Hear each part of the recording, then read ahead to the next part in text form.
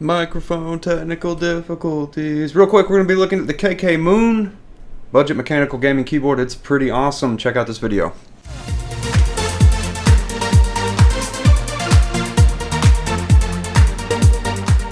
Hey guys, what's up? My name's Matt with 86 Gaming, and I wanted to go quickly over this really awesome keyboard I found. I found it on eBay for don't mind that noise, $68, and it is probably one of the coolest little pickups I've found around in a long time. Now, when we think budget and we think mechanical keyboard, it's not often synonymous thing to think about. For $68, I figured an 80% esports arena style gaming mechanical keyboard would be something good to try. If you've ever shopped for keyboards, sometimes they're not as inclusive as they should be when you're looking online. So I really didn't know what to expect when I was purchasing this, because I did see it said blue switches, but they're Kale blue switches, Armron blue switches, and apparently this company uses a switch called the Otemu. I'm not familiar with the switch. This will actually be my first time using this switch, and I gotta say I like it a lot. And it's very reminiscent of the Kale blue, and it's very reminiscent of the cherry blue, because they're all similar structure design. Some people will call it a rip-off or a clone or a knockoff, but it's a similar structure design. Doesn't mean it's bad. It does sound a little different from the cherry blues. It's more of a deeper sound, clickety-clack. And yes, I said clickety-clack. But just discussing the difference between those, it's really subjective to your taste and your style and what you want out of your keyboard. And real quick, I'm gonna just tap away on it here, and it's on a neat feature that I didn't put in the B-roll, which I'm upset I didn't. But that's why you can kind of see it here while I'm typing. But anyways, this is what it sounds like. The Otemu. If I'm saying that wrong, leave me a comment, let me know. And if you've had experience with them, I'm curious too.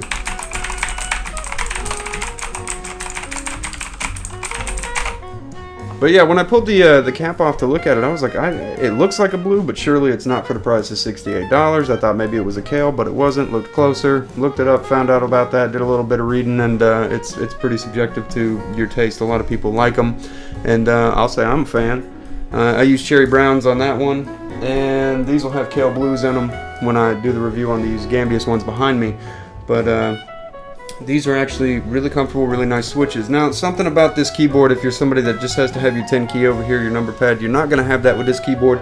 It's more of a esports arena, good travel keyboard too, because some people just want that extra space for the mouse. Like where I have my hand now is where that would be. So if that's something that you wouldn't be missing out on, then, you know, you got that.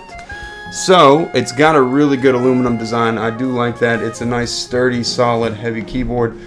Especially for its size, and it's very comfortable. I would have liked to have seen a braided cable, but I'm not heartbroken over it, especially for the price.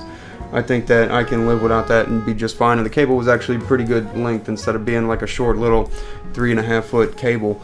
But you know, that's something to consider too. If you needed to reach somewhere, it will. However, if you have mostly black cables like I do, and it's white, you might want to consider just taping off really well, maybe painting it, something of that nature. Make sure you get the right kind of paint so you don't melt through the ABS rubber they use on it. But let's see, features. It's got angled feet, which most keyboards do. Most keyboards have angled feet, so if you wanted to prop it up, change it a little bit, or drop it down so that it's not angled up toward you, then you have that. The font choice that they use, that's something I did want to bring up. I think that it looks really good. They use the kind of neat but not over the top, nice little personal flair touch to the font. If I didn't mention already, KKMOON is the name of this company. I'll do an intro. I always say I'll do an intro and I never do, but I'll do an intro this time just so I can disclose that that's what this is about. Let's see. It is a beautiful, stylish, sleek design. It's got nice just sheen. It looks expensive while not being expensive at all. I mean, as far as mechanical keyboard realm goes, it looks like something you would spend a lot more money on than you do when you get it, and it's a beautiful little keyboard. I'm really happy with the pickup and the ability to control and what you can and can't do with it. In fact, I've not been disappointed because there's really nothing I couldn't do with it so far. But let's see. It does have built-in memory with programmable line assignment, and if I can remember real quick how to get to that, we will take a look. That's a neat function, but that's not what I was looking for. Alright, so, and I don't know how well you can see it here, but I'll put up a clip of it if you can't see it very well. So what we've done is we went through and we assigned lights to certain keys. So these don't light up, but this is WASD, which is most people use to go forward, back, left, and right. And you know, you got a couple different ones you can set up, anywhere from profile 1, profile 2 if you're playing League of Legends or something. Something if you're racing right here is probably a good one. And it just, you can change all these too. You can go through with the function, and I believe it's home, and then you can start assigning different keys to different light and save your profile that way. And the onboard memory that's in here somewhere at this top area will save that information, so when you turn it off or move or take it to another computer, it'll be there, which is pretty awesome, especially once again for the low price of this awesome mechanical keyboard. I am pretty blown away by this, and I did not anticipate it to be that good. So I'll roast some footage where you can see through some of the different modes and functionality of just some of the backlight design, because it's a good looking keyboard.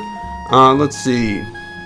12 function multimedia keys included with macro recording feature. If you use macro recording feature, then they've got an extra button up here. I believe it's F8. So you do function F8, assign a macro, and go. But that's kind of the old school way to do it as well, where you don't have a user interface to see the recorded macro that you're doing and assign it to wherever you want it to be on the keyboard. So I don't know if calling 12 multimedia additions is something they should say about this keyboard, because when I'm thinking you have 12 additional multimedia keys, I'm thinking that like up here you would have 12 different keys for multimedia, and this is literally just the good old-fashioned, you hit function and the F key, or control and the F key depending on the keyboard, to activate or operate that multimedia key. Anyways, we'll move on. What else do I want to say about this? Oh, of course, it's got anti-ghosting, full key anti-ghosting. It is a mechanical keyboard, so you can enable or disable that for whatever reason if you disable it. 80% mechanical keyboard with no 10 key, and at a price of $68. It is a beautiful, stylish, good-looking keyboard.